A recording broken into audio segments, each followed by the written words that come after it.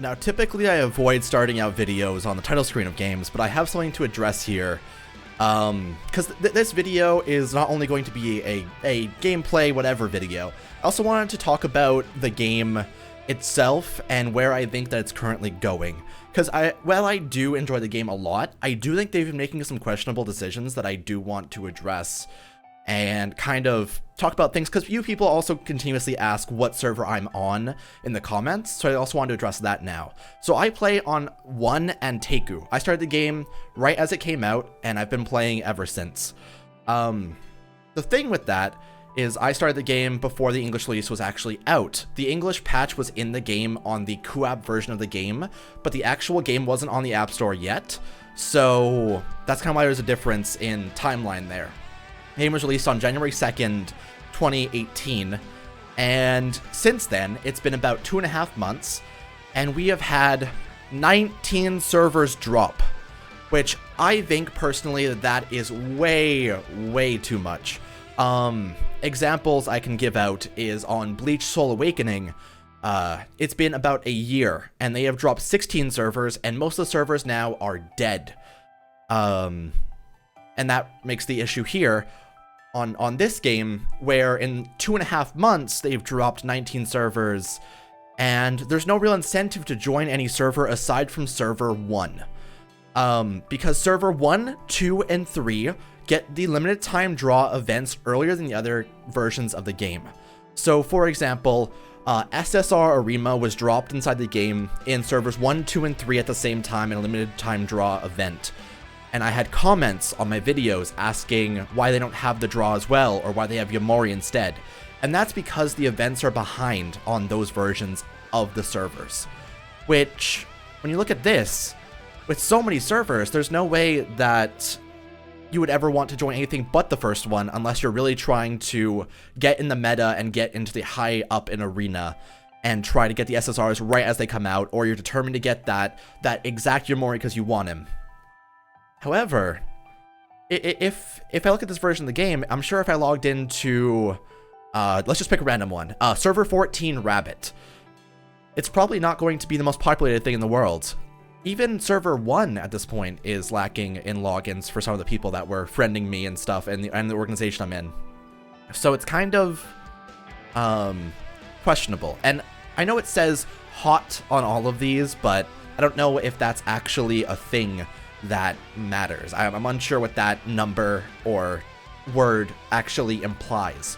It implies people are online often, but I'm not sure what that exact number would be. And with 19 servers dropped, the amount of spread between the people is ridiculous, and there's no cross-server PvP or interaction, so it's just kind of here. And I'm not too sure about it. I want to bring that up because it has been plaguing my mind a little bit. And I want to get into the game now, and I want to start talking about some things about the game. So I'll see you in 1 second. Okay, so we're in the game now. And also, off screen, I got Noro to purple, and he is a good old boy. He has 30,000 power, and he is killing everything. But, so while I play this game, I actually want to talk about some things that I've been thinking about. So first of all, in the last video, I wanted to get rid of a miscommunication that I did have. I looked on the ranking, and I clicked the #1 person in Arena, and I was like, why would they run an Amon Kura on their team? It makes no sense. Then I realized, it's really hard to tell, but the portraits for... So you can see here, oh, I can't actually click there, otherwise it'll just close. But you can see the 2 Amons on the screen here. What I'll do, the 2 Amons look basically exactly the same. But one of them is Amon Kura, and one of them is Amon Dojima. One of them is a DPS, and one of them is an MT. But you couldn't actually tell that because the portraits are so similar, and it makes it really hard to tell. So I went and looked, and this Amon also has a very similar portrait, aside from the collar that he has. You can see the difference here on Amon Dojima is his arm has the... Oh, I guess it's not showing. Here, let me... You can see right here, he has a little arm thing that's different than the Amon Kura, of which has no arm thing and just has a different weapon. But on the portraits themselves in PvP, you can't tell, which is questionable to say the least. I'm not too sure about it, but I just, when I'm trying to address things, usually you don't want to have basically the exact same portrait for both people, especially when you have little portraits just hanging there, but it's just how it goes sometimes, I suppose. What I also wanted to address is this game has been, so while we have, 5, 10, 15, and then we have 23, 24, 25, 26, 27, we have 27 DPS characters currently in the game. Which, if you hear that number, it's a pretty high number in general. For MT, we have 7. For support, we have 11, 12. We have 12 support characters in the game. That is less than half the amount of DPS characters currently in the game. And I've realized these support characters, there's no meta character here, aside from Hinami, I suppose, but even she can't carry a team. And you can argue that Tatara is an incredible unit, but he's so hard to grind. Hell, I have fucking 0 out of 80 pieces for him. So it makes levels that in hard mode that require you to use, oh, that's only MT, that require you to use only support characters to be basically impossible to do unless you seriously upgrade them beyond purple. But even so, this level right here I barely beat with my main team. If I tried to beat it with a support team with just the characters that really don't have that hard carry, I wouldn't be able to do it.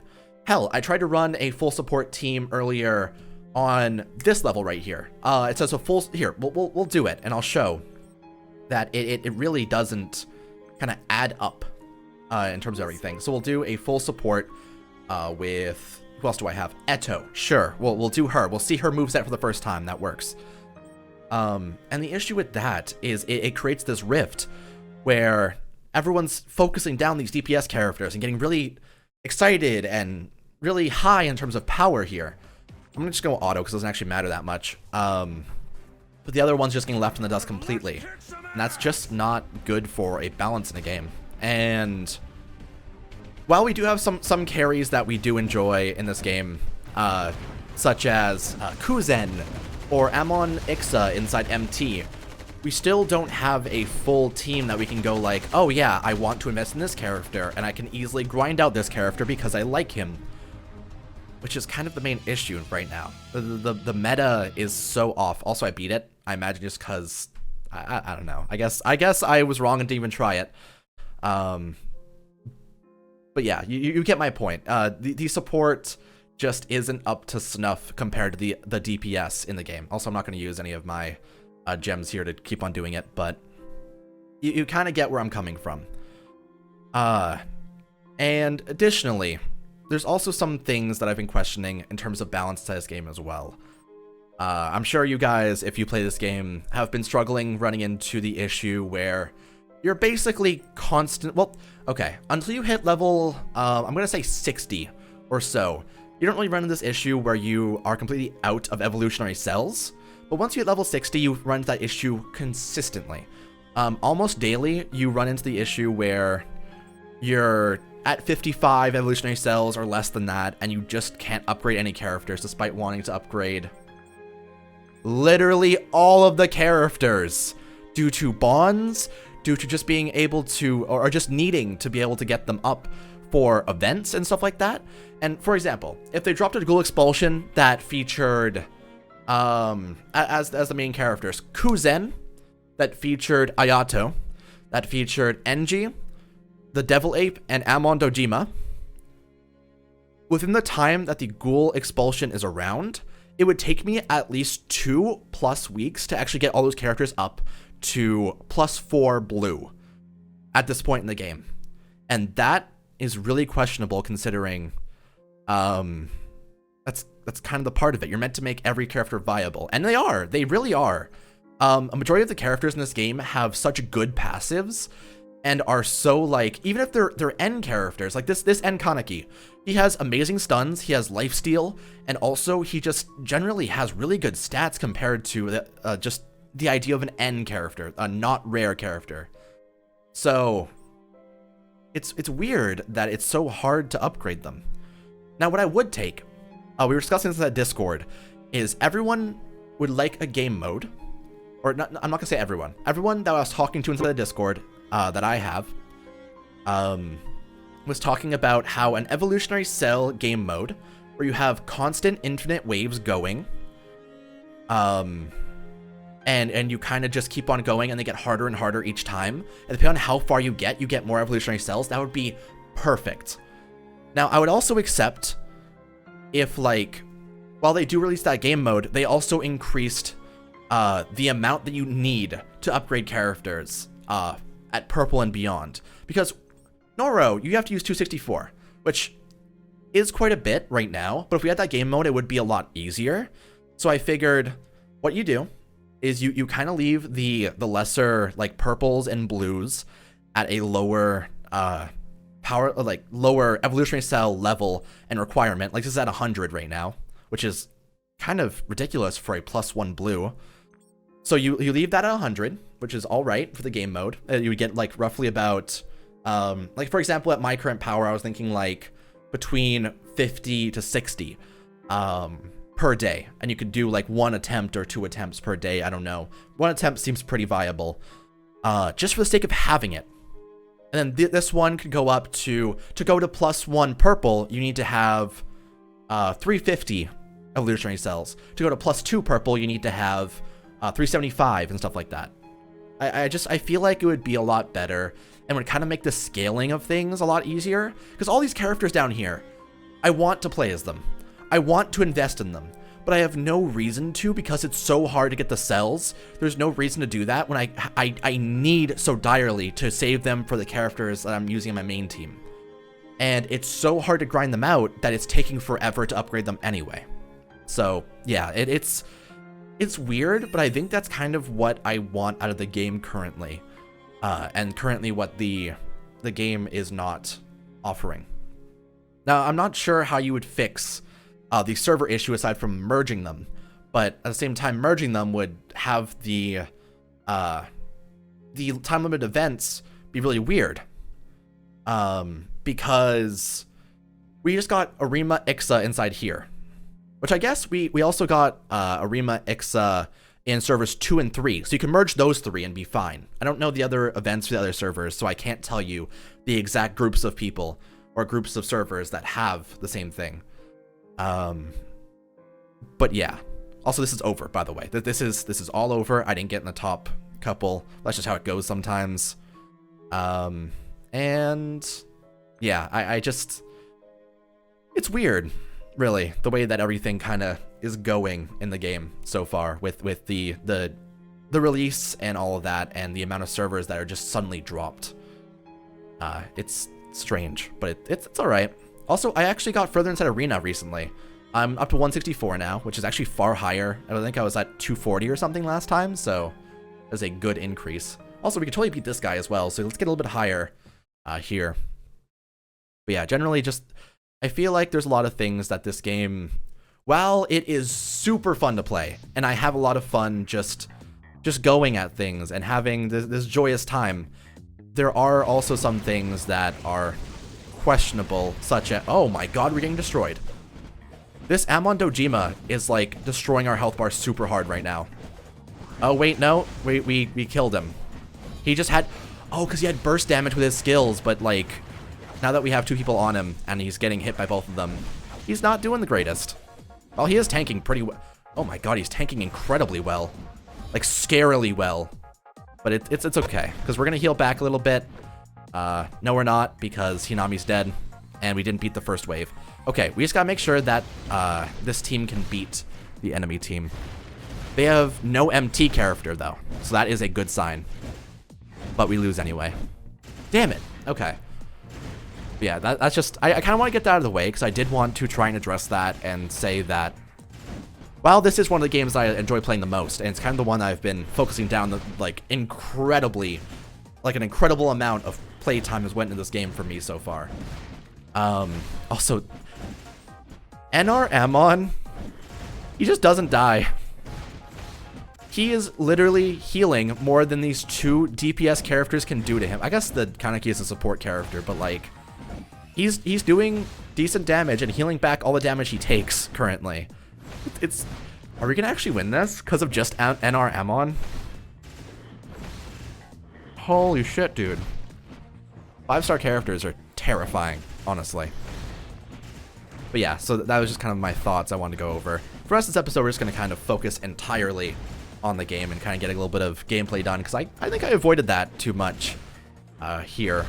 I just kind of wanted to talk for a hot minute. Additionally, while we are talking about the characters in the game, I also wanted to, I guess, bring up the fact that I'm afraid this game is going to have only SSR drops in the future, aside from the re-characters, and that would be a shame, because, well, SSR characters are cool. They only come around once every 40 days or so, and for people that play the game casually, or even people that like play it religiously, people that are in the top of an arena, they focus down the game, they spent a bunch of money to get in the top. If you only have a character drop every roughly around 40 days, I think we calculated it between Noro and Arima. We talked about how there was 40 days in between them. If I was a top 1 in an arena and the only time that I ever had something new to try and grind out or to try and pursue was 40 days between them, I probably wouldn't want to play the game. I would want to just kind of do my daily login, then stop and just ignore it, because I don't have any other also, he totally just soloed the entire team. Good job, Amon. You got us higher inside arena. I appreciate that. Wow, that is actually ridiculous. That is really funny, actually. I like that. I'm not gonna be able to beat any of these guys, by the way. Their power is gonna be way, way higher than ours here at this point. Yeah, no. Oh. Thank you, Nightshade. I appreciate you using your shitty team to actually do this. I actually really appreciate that, because that actually gives me some more attempts per day to beat and to be good at.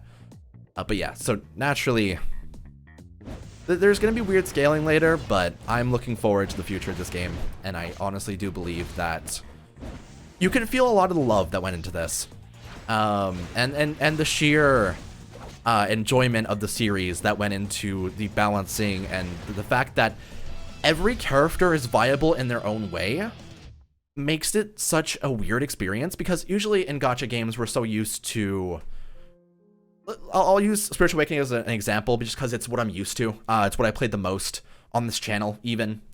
For example, there was no reason not to focus Dawn Guy first inside Bleach Spiritual Awakening, because he's such a hard carry, and because he's so influential even in late game PvP. However, there is never any reason to grind out Renji aside from Bonds. There's never any reason to grind out Shuhei, Izuru, Momo, Hinamori. All of those characters are completely useless for the most part, aside from the bonds that they go with. But in this game, for example, let's look at, I'll just choose any random character. I'm gonna close my eyes, I'm gonna scroll down, and I'm gonna click. So we have Rize. Rize, she has bonds with Yamori, Banjo, Kaneki, Nishiki, and Toka. Now let's go ahead and look at those guys. Probably the main one I wanted to look at would be Banjo, because I haven't really invested in him. However, he is an N character. But let's read him. So this increases the hit rate, which I imagine is the I don't know if it's stun rate or the chances of not missing. I don't really have missing happen all that often, so I don't know about that. But even he, like, at 4-star, his HP is at roughly about the same as Kuzen would be at this tier. At like roughly about 3-star and 1 blue, which is kind of perfect. Sweep kick increases attack speed and movement speed, which, if you guys play this game, you know that attack speed is one of the most important things to run. For example, we know that Noro's attack speed and his buff is beautiful. Plus, he has an attack increase as well.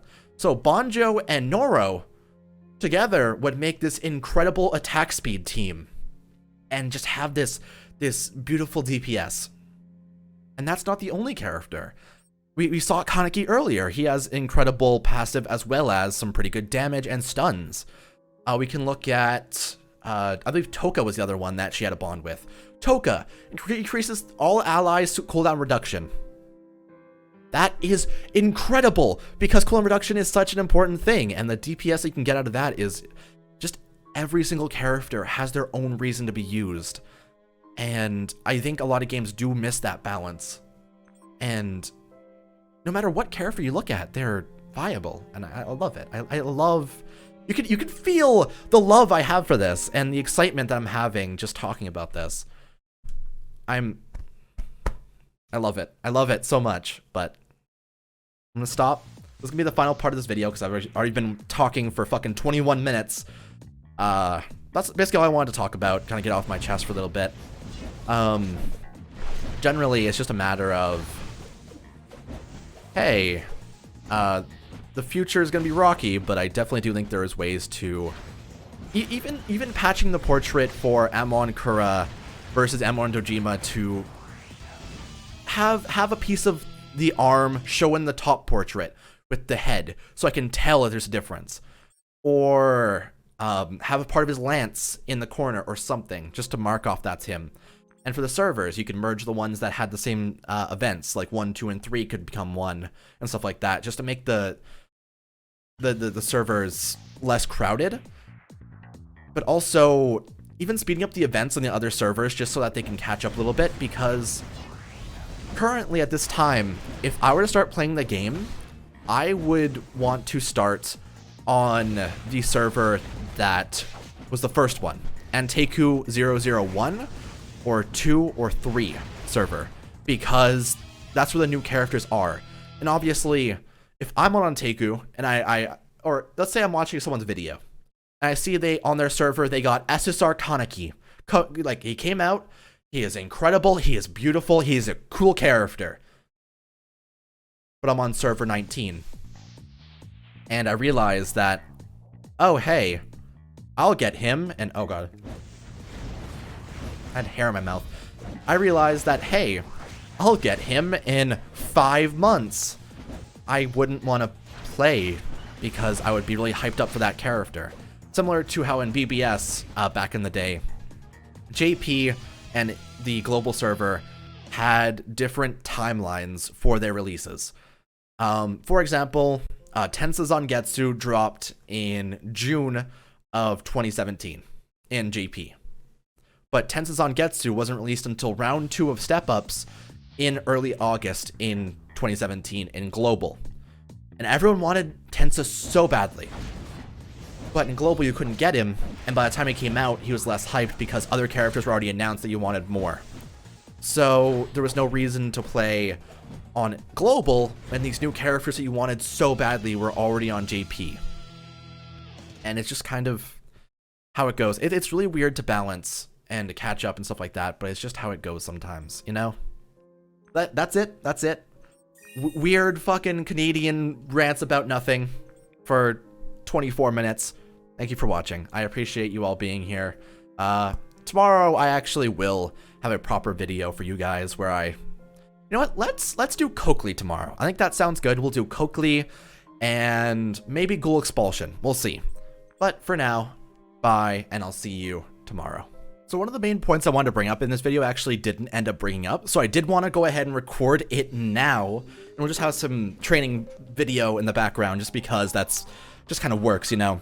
So basically, currently inside the game, we can easily get, via the feeding ground, it's like the exploration trial, we can get a lot of the blue versions of RC enhancers, which lets you upgrade the RC cells that you get off of the feeding ground as well.